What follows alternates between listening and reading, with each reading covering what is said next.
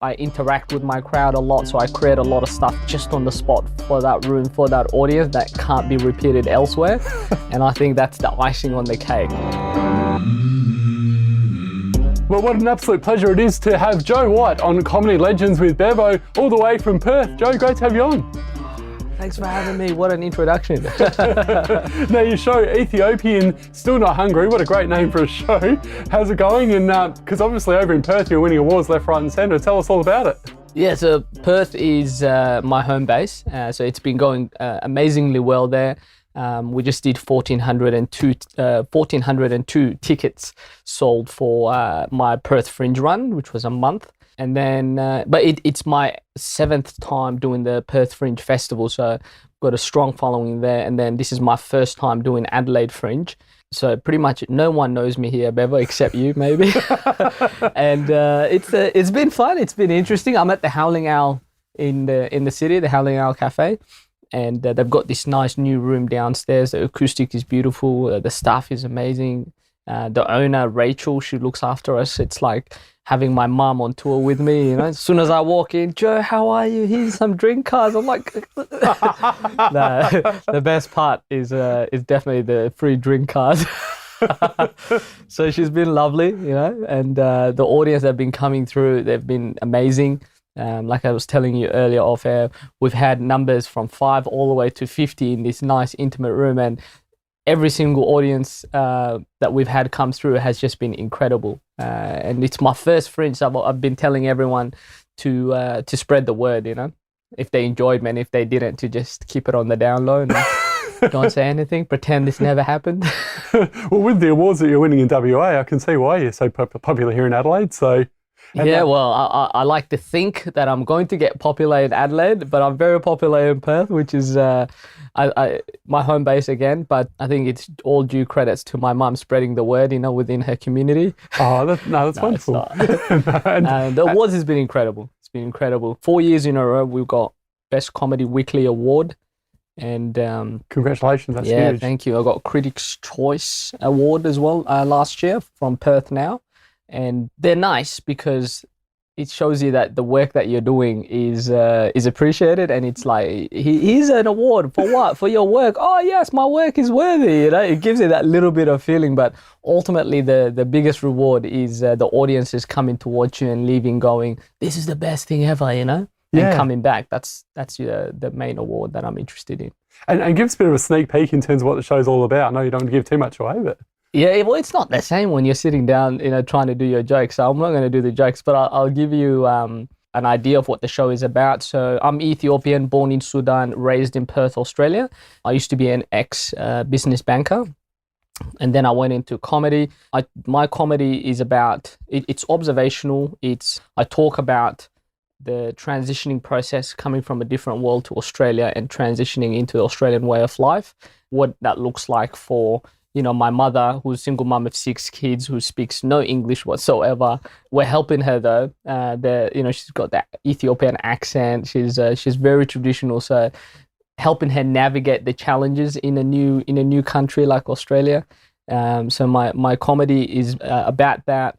But also I interact with my crowd a lot, so I create a lot of stuff just on the spot for that room, for that audience that can't be repeated elsewhere. And I think that's the icing on the cake, you know. I'm not scared to interact and talk to my crowd. But yeah, the challenges we faced when we came here. So single mom, 6 kids, we lived on the streets, we ate out of bins to survive before we came to Australia when we were in Sudan. So we were very poor. We came here as refugees, and you know, there was no government support, nothing in Sudan. And then when we came here, there was Centrelink, and that we can go to Centrelink, and that my mom can get free money from the government. And she's like, what is this new world I've arrived in? What do you mean you're going to give me free money? So most people hate Centrelink, but you love it. Yeah, well, when we first came, it's an immigrant's wet dream, isn't it? Or a refugee's wet dream. You come here where you get free money. So they're like, single mom, 6 kids, yeah, go to Centrelink. They'll give you $600 a fortnight. And my mom's like, we have to check this out. I'm like, yes, we do. And we get there, because remember, a teacher in some parts of Ethiopia would probably make like $100 a month, right? So $600 a fortnight just for being a single mom with kids, not doing anything. This was something we had to check out. And we got there, and the lady, I was translating at the time, and I was only like 11 years old, so my English wasn't good. So all I knew is this is chair, this is spoon. And everyone used to just be like, this kid's incredible. He can speak English perfectly. And I'm like, right, if you're clapping, it must be true, you know? So they're like, yeah, he'll also translate. And so we're at Centrelink. And the lady goes, young man, tell your mom we're going to give her $600 a fortnight. I'm like, Mom, it's true. They're going to give you $600 a fortnight. My mom doesn't believe in free handouts. So she's like, ask her for what? I'm like, oh, Mom wants to know for what? She goes, oh, it's for the kids. And I'm like, Mom, it's for us. And then you should have seen my mom got angry. And she's like, no, the children are not for sale. You know? So you laugh, but she thought, you know, that we were being sold. And she's like, no. But it's amazing, you know, to just be here and have the access to the opportunities that we have here. Yeah, so well said. And I love hearing those stories of people that have done it tough. And you're a perfect example of that. You know, 6 kids or 5 siblings, and then, you know, coming from Sudan and then seeing where you've come from now to doing so well with stand-up comedy. It's a credit to you, Joe, and your family, and your mum would be so proud. So yeah, oh man, tell you what. Before comedy, I was a banker. That was when she was extra proud. You know, the immigrant parents' dream is they come here as refugees. They're like, all right, kids, you've got opportunities we don't have. Go be a lawyer, a doctor, engineer, or somewhere in the office world, you know, but don't do anything else. And then I went and became a banker. I was a personal relationship manager for Bank West. I'm glad you said banker there, not something else. Yeah. And my mom used to tell everyone, you know, she was so proud. My son, he's bank manager. She would tell people at her church, my son is bank manager. I wasn't Bevo, I just didn't have the heart to tell her, you know. But she would tell everyone, bank manager. And if you ask her what I do now, she'll just be like, yeah, he's a good boy, you know. So she was extra proud when I was a banker. She's still very proud. Now that I'm doing comedy, only because she actually sees footage of people coming to watch me. Then she's like, oh, hold on, maybe he is doing a respectful job. You know, it's not easy. So she's extra proud now. She comes to the show, she sits in the front, she heckles sometimes, so we sit her in the back. You know, we have to, you know, African parents can be too supportive to the point where they disrupt the show. So when I'm performing, she'll just be like, psst, psst. And I'll try to ignore her, but my mom comes to my shows dressed in traditional Ethiopian attire, which is full white. So you know it's her, you know? And she will just be like, psst, psst, trying to help me. And I'll be like, what is it, Mom? And she'll be like, oh, that one is not funny. Do the next one, you know? And I'm like, damn it, it's about her. So she knows it's not funny. I'm like, all right, I'll move on. So ultimate heckle is Mum. And recently you were in a COVID situation, like a lot of people have been, where you were close contact with someone that had COVID. How'd you spend that time, Joe? I mean, obviously, I think it was 7 days you said you were in lockdown. Yeah. Look, did you go nuts? Oh, mate, I'm one of those people that enjoys his alone time. You know what I mean? So I don't mind being isolated by myself. But coming from Perth to here, like before the cases that have just gone up in Perth was like a safe haven. There was no COVID, right? So as soon as I left, 12 days in Adelaide, and I was a close contact twice. Yeah, so the first time, they're like, oh, you were with the case the night before, so you have to isolate for 7 days. I said, hold on. I think we were only together for under 15 minutes, you know, and the rule is 15 minutes and above. And so they check the footage and they're like, yeah, 13 minutes and 15 seconds. And I'm like, yes. But they're like, to be safe, you still have to. I was like, yeah, I'll isolate for 3 days just to be safe. So I did a rat test for 3 days just to make sure I'm good. And they're like, all right, awesome, come do the show. I went and did the show and then came back the next, after 3 days, did the show. And then the next day I got a call saying, oh, you have to isolate for 7 days because you're a close contact again. Oh. And then I was just like, damn. Not again. So Mum called me, how's Adelaide? I was like, oh, Adelaide is incredible, Mum, you know? And then as soon as I hung up, I was like, no. So, but I don't mind it. I did a lot of admin, get on the phone to some mates of mine that I haven't spoken to for a while because I've been busy. I needed that break, to be honest. I needed that 7-day break because I just came from a month of doing shows in Perth. So I did over 100 shows in Perth, easy for the month. Wow. Right, and solo shows plus gigs and stuff over. So I've worked every day doing several shows. So I needed that 7-day break. Even though I had to come to Adelaide and do the festival straight away, there was no really a gap. You know, that's just life's way of saying, take a break. Yeah. So it's all about perspective, isn't it? Yeah, it's how you look at it. Yeah. Did you have like some weights and stuff in your room and things like that? Or? Usually push-ups, lunges around the room. Netflix, a lot of Uber Eats, a lot. I think, but I started to find like a hack on how to save money on Uber Eats. So I've been getting like bloody, $16 meals delivered to the house, $20, but by the end of it, I would have paid like $4 something for it. I need to know about this. Yeah, it's all the discounts. We'll talk about this off air. You got to find the buy one, get one free, and then apply 20-30% discount. You're sorted. I like it. If you want to save even more money, Bevo, if you're out, if this is not when you're isolated, this is when you're outside the restaurant. You just, if you want to get an Uber ride plus food, you just Uber Eats from that restaurant to your location, and then when the guy comes to pick it up, you just go, oh, by the way, that's me, and I'm going to the same spot. Let me just give you $1 tip and give me a ride, and bam. Genius. Save money on Uber Ride and Uber Eats. Thank you, guys. Yeah. I call that the refugee hack on how to save money. I like it. Could be your next name, or your next show's name, maybe, something like that. Joe White, Ethiopian and saving money. Yeah. Now, Joe, we do kind of know each other, even though it's the first time we met today. We were both involved last year, which was a lot of fun on Sunrise Sam Max Virtual Pub Quiz. Yeah. And you had this absolutely awesome outfit, and it was probably 3:30 in the morning over there in WA. So I don't know how you looked as up and about as you did. Yeah. How did you find the experience, though? Oh, very exhausting because, I had to get up early and put makeup on, meaning I had to take a shower and brush my teeth and look alive, drink coffee, walk around the room and go, boo, loo, loo, loo, and start talking, So you don't have that deep morning voice. But anything to do with comedy and entertainment, like I will throw my whole self into it, whether it's, even if I have to stay awake for bloody days, I'll do it. I love what I do that much that I'm very committed to it.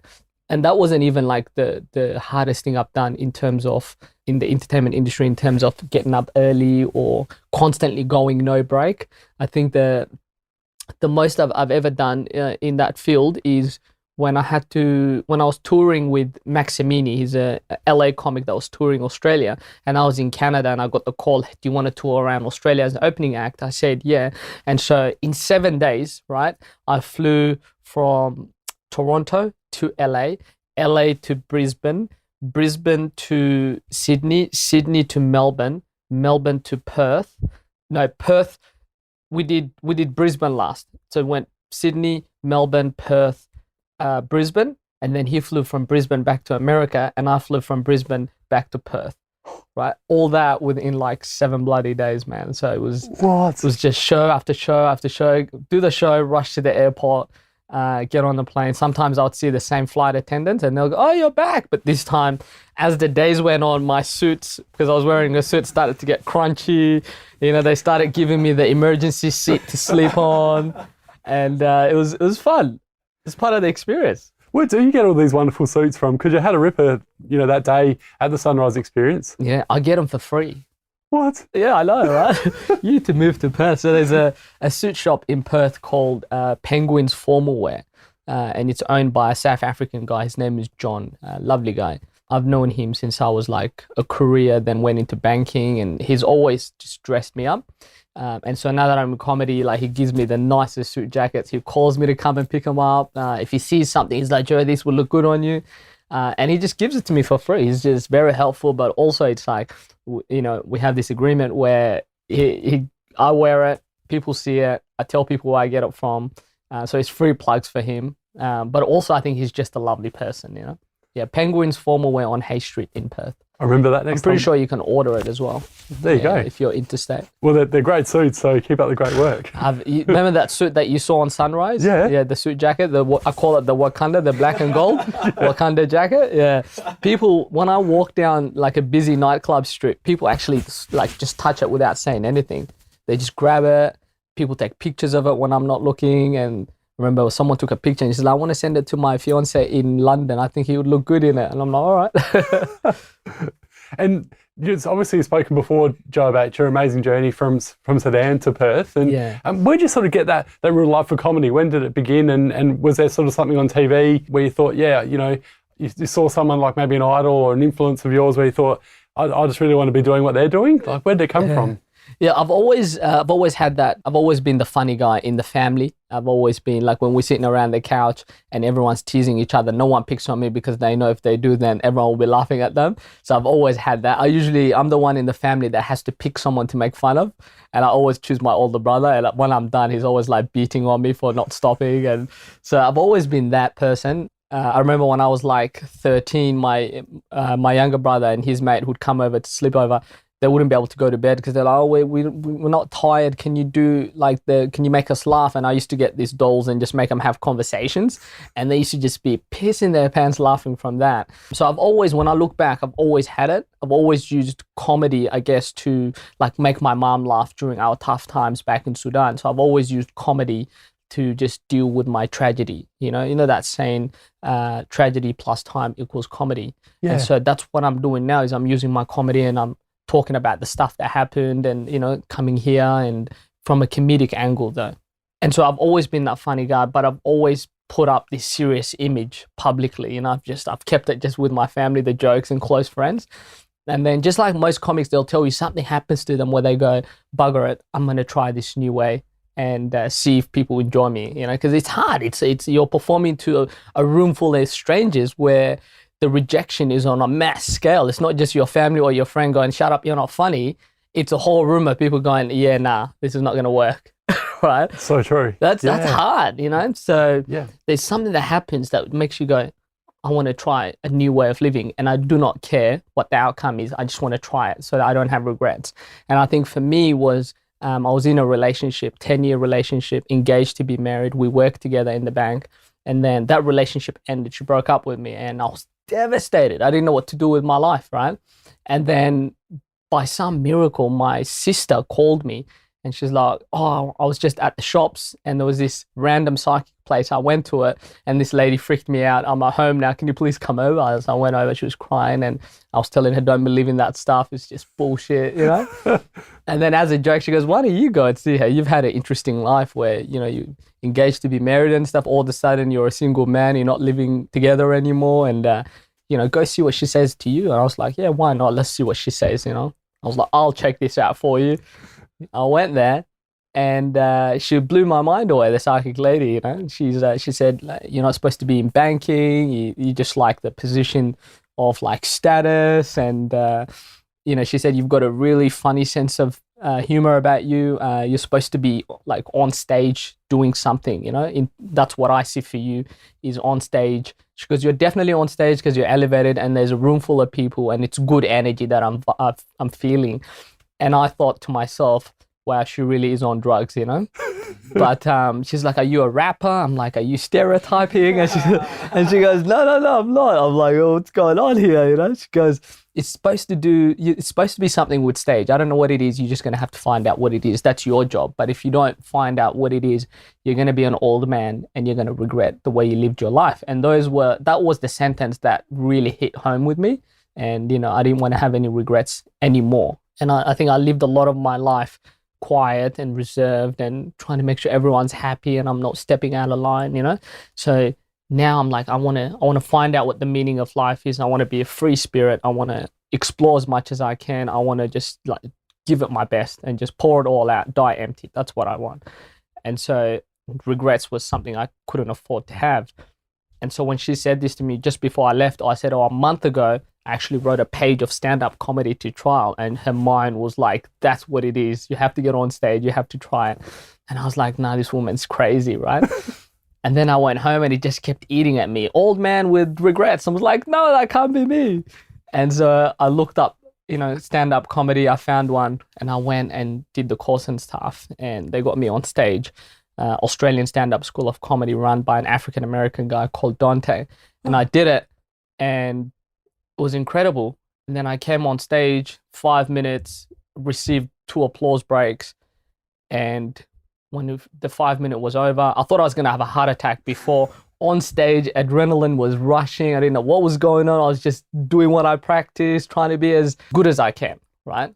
Deliver it as good as I can. And then when they laughed and they clapped and I got off stage, tell you this, Bevo, I was driving home and tears were coming out because I found this thing that made me feel a certain type of way that I've never felt before. Like I said, single mom, 6 kids, lived on the streets, ate out of bins to survive. No dad. Came here, had the breakup happen. The breakup nearly killed me. It was probably the worst thing that could have ever happened to me. Worse than the refugee lifestyle that I lived, right? And people go, how is that worse? It's because that refugee lifestyle I lived, the homelessness, the poverty, all that was collective suffering. You know, I had my mom with me, my brothers and my sisters, we suffered together. So I wasn't in it alone. But the breakup was very hard. I was suffering alone. And so I didn't know how to feel anymore. I didn't know how to continue anymore living my life. So when I did that open spot, and the way I felt when the crowd was like, oh, this kid's funny, it was like I was hooked. You know, I was driving, pulled over, cried, going, thank you for giving me a reason to keep going. And I've just never looked back, man. And that's how I got into comedy. That is an incredible story. I love hearing those sort of things, Joe. And I mean, I can relate to it a little bit as well, because I've been in government roles before that, you know, I was admin and project type roles that I just hated. And what am I doing here kind of thing? And decided to make a career change in my early 30s and went into media. And you know, here I am with Legends Bevo. So good on you, man. And I'd never, ever want to go back into admin work or anything like that ever again. And everyone says money is really important, but I'd rather earn less money and do something I love. Yeah. And you'd relate to that as well. 100%. Than work somewhere in a bank or whatever you're, you know, whatever people are doing and not enjoying it. And I say that to all my friends, like, they hate their jobs. They're like, well, why are you staying there? Do something that's fun. Life's so short, you know? So yeah, tell me about it. How long were you in media, in government job? For probably about 10 or 11 years. I was doing project and admin type roles and that sort of thing. And lots of coffees and stuff. Yeah. Just meetings. Looking at the time all the time, just hating my days. And then, now living the dream doing this, chatting to great people like you, Joe. So man, that's what it's about, you know, meeting, connecting, growing, learning, you know? Yeah. And a lot of people would not take that leap of faith that you took, that I took, that a lot of people in our position take, you know, because what keeps you there is the security, the fortnightly checks that come through, you know, it's there. But man, it's time will pass you. Time is something that you can't get back, you know. So you took that leap of faith. Now you're here, and in time, you just keep doing what you're doing, and that love that you're pouring into this job that you love doing, the money will come, because people will see it and they'll go, mate, I love this, take my money. Yeah. Is it that Oscar Wilde quote that said, pleasure in the job is perfection in the task or something? I love that. And it's the same as your comedy as well, because I'm sure you can relate to this, especially the last few years with what we've been going through with COVID. There'd be times when, where's my next paycheck going to come from? But you're doing something you love, and you just don't think about that, do you? And and so many people live in that comfort zone where they're just happy doing what they're doing. Like you said, they got a guaranteed paycheck every couple of weeks in the government or whatever, in whatever role they're doing. Yeah. And it's just an easy lifestyle. But no, I totally believe in getting out of your comfort zone. It's great. So, you just take if there's someone out there that's watching and they're like scared to take that leap of faith, take that leap of faith. Yeah. If your heart's in it, it will work out, right? I took that leap of faith when I was in banking, to leave banking and pursue comedy. Yes, it wasn't easy in the beginning. There was a lot of ups and downs, a lot of downs more so. And then slowly, I just kept focused, kept believing, and the ups started to come. Next month, I've been booked by the bank that I used to work for, right? To do a show for them. Oh, how ironic. To do a virtual show for them. And it's a 20-minute show and then 20-minute interview about what it was like working for the bank, what it's like now. And so it's the circle of life, isn't it? So I left to do something I love, and that one thing that I love has now brought me back into the bank, but I'm doing what I love within the bank now. That is an amazing story. Yeah. So you got to take that leap of faith, you know, don't be scared. Life's too short, for sure. Before we let you go, Joe, what's happening now? What do you got going forward for the rest of the year? So I'm doing Adelaide Fringe, and then I'm going to Melbourne International Comedy Festival. Then I'm doing Sydney Comedy Festival, and then I'm going to America for 2 months. And then I'm going to Edinburgh in August. I'll be there. And then September, I'll be back in Perth, getting ready for the Perth Fringe Festival, and then rinse, repeat. So I've got my, I'm not going alone. I've got my opening act, Daniel Nielsen, Danish comedian. I've met in Perth. We're on the road together as well. So I've got Daniel Nielsen with me, who's just a good human, good friend. Now, they're saying the cooking shows. Here's something I prepared earlier. Well, here's Daniel. Pour some sugar on me. So obviously, as Joe's just mentioned, you guys have been working together, and you met in Perth. And Dan, you've been sort of doing the warm-up for Joe's shows. Yeah. Tell us about that, how it's all been going and how you guys got to meet. Man, we met in Perth. And first of all, it's been amazing. I'm super grateful. And sometimes you meet people that you just click with straight away. And I guess that was me and Joe. I just started comedy in Perth, and he gave me this pass as part of his crew. A half hour into meeting him, he was like, you should check this out. And this pass will get you in. You can just be a fly on the wall. And then a few months later, I was still so new. He said, why don't you open for me at this show? Because he was doing multiple shows. And it's a split show called Black versus White. That sounds like a racial showdown. It was not. He was not like, I need a white part of this show. This was Joe White and Joe Black in Perth, and he put me on as an opener. That's the best thing about this journey is I'm not doing it alone. You don't want to do it alone. Who the hell wants to be a touring comedian on the road by himself? That's boring. Exactly.